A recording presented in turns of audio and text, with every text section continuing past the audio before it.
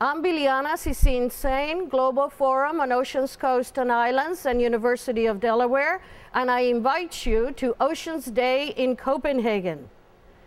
Thousands of high-level participants from all countries around the world will be assembling in Copenhagen on December 7th for the climate negotiations that are expected to culminate in crucial international commitments on reductions of greenhouse gas emissions.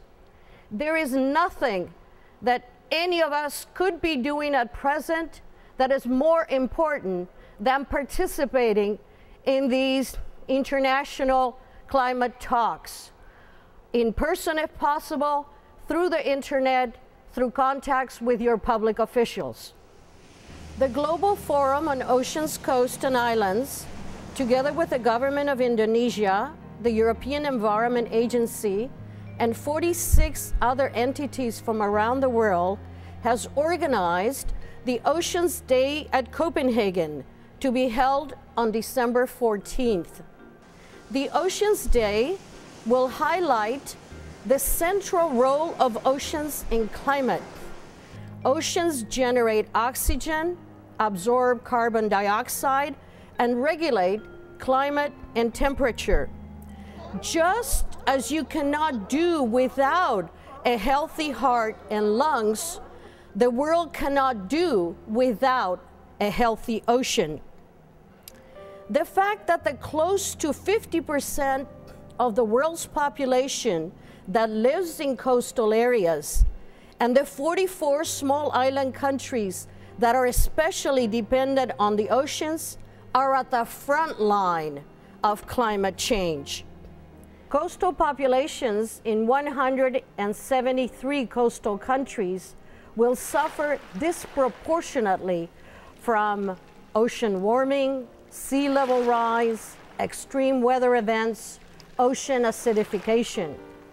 Oceans Day at Copenhagen will urge the international community to proceed with utmost caution to ensure the continuing functioning of the oceans in sustaining life on Earth by adopting the most stringent reductions in greenhouse gas emissions within a short time frame.